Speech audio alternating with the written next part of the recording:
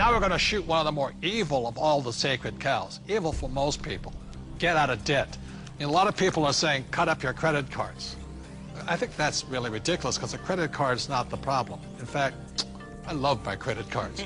I don't know how anybody could get along today without a credit card. But the credit card isn't the problem. It's lack of financial education is the problem.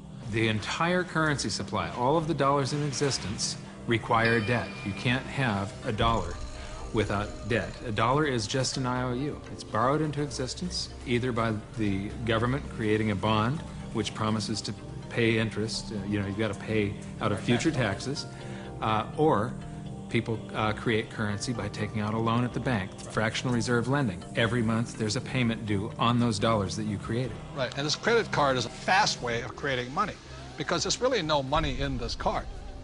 See, let's say I go to the store, there's no money in it, and I charge $100. Like magic, $100 is created and it flows into the economy. That's why debt is good. But when you abuse this, that's when we get in trouble. So I think, Mr. Rodney here, you see the horror stories of bad debt, don't you? Yeah, I've seen people walk into my office that make $150,000 a year, but they have $250,000 in credit card debt. Let's face it, we live in a credit society, and you do have to have credit. And we have to learn how to survive and thrive in our credit economy that we are. But, people are walking in, and they have this bad debt. They're asking, what do we do with it? Well, number one, you try to pay off the bad debt so you can invest in good debt, which would be real estate. And we love debt, don't we? Yeah, we have a lot of debt. Our real estate that we own is all basically financed with our tenants. So that's what I consider to be good debt. So when we get real estate, we get proper leverage, and it's paid by all the residents who live in all of our projects. Well, and it's not just real estate. Business is the same way. We can have good debt in business as well, so that the business is paying. We have debt in our business. That's how we grow, and it's the cash flow from the business that's able to pay the debt, and the debt creates more cash flow. Time out. Capital gains versus cash flow. See, in my opinion, 90% of the people invest for capital gains. That's why they say, well, my stock price went up or my house went up in value. That's capital gains. People like myself understand cash flow. In other words, I want a steady paycheck every single month. For example, my apartment house, every month it puts cash flow in my pocket. So if you want to be rich, you have to know the difference between capital gains and cash flow. Capital gains is technically gambling. You're hoping something will change. Cash flow is more guaranteed. I want that income every month. So very intelligent investors invest for both capital gains and cash flow. People say, I like real estate. I don't really like real estate. I just love debt because it's so easy to get a loan on real estate, right? Well, here, I like the analogy that you use sometimes. Say if you put $1 million of cash into a mutual fund, you get whatever you get paid. But if you put $1 million of it in a down payment, for some kind of a commercial project like we have, you actually buy a $5 million project. Right. So you're actually getting a $5 million asset with $1 million versus $1 million of mutual funds, and so the value you're creating on that real estate is on the $5 million, not the $1 million. Well, by using banks' leverage. And the tax benefits that you get on the real estate isn't on the $1 million either. It's on the $5 million. So you not only increased leverage on your cash flow and on your growth in your asset, but you've also increased your leverage on your taxes. Well, here's what we're doing. We get these loans, the tenants are paying them off. That's the point. Oftentimes people don't look at that. And they're paying it off with after-tax dollars. Yeah, they're moving into our places, they're paying our rent, we're taking that rent, and we're paying our mortgages, and our mortgages are getting paid down to zero. Wait a minute. Ken's talking about these $1 million deals. Let me tell you how I started. I'm somebody that knew absolutely nothing about money or financing or investing, and I began investing with a little 2-bedroom, 1-bath house, and this was back in 1989. The house cost me $45,000. I had to put down $5,000, of which I didn't have, and I had a mortgage or good debt of $40,000. And the reason it was good debt is because every month I would collect the rent, I would pay the expenses, I would pay my mortgage payment, and at the end of the month, I had a positive cash flow of $25.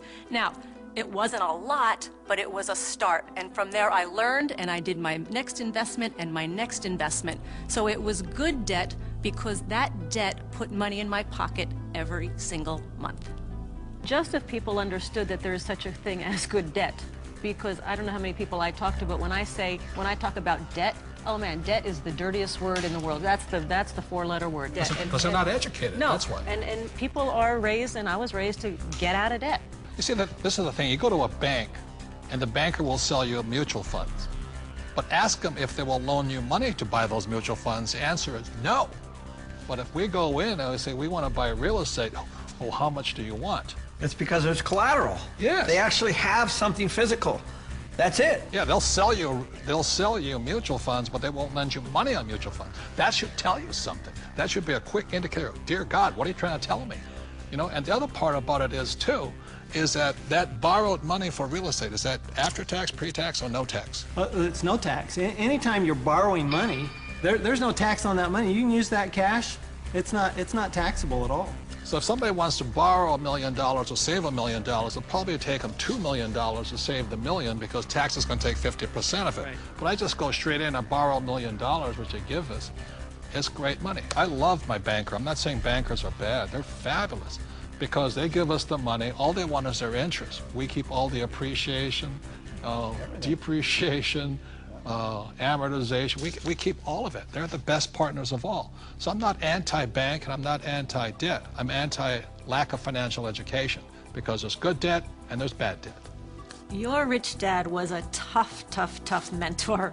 But, you know, I think some of the greatest mentors are tough because a really great mentor will push you to go beyond where you think you can go. And that's some of my best mentors. That's what they've done for me. Yeah, and I didn't always listen to my rich dad. I still remember I did the real estate course, you know, and I went running out in Honolulu, and I found this condo, and it was for $64,000, and it didn't cash flow, so I went to see my rich dad, and I said, but it's going to go up in value, in other words, capital gains. He says, never buy anything that goes up. It must cash flow. And I said, no, it's going to go up. And we argued and argued and argued. And this is what he said to me. He says, if you start investing for capital gains, someday you will lose big time. So I let that condo go. I didn't pay $64,000. Today it's probably worth $300,000, but I learned a lesson from my coach, my rich dad. If I had gotten into the habit of buying for capital gains, either the price of stocks going up or real estate going up, I might have been wiped out in this crisis. So that's why a coach and a mentor keeps you onto your plan.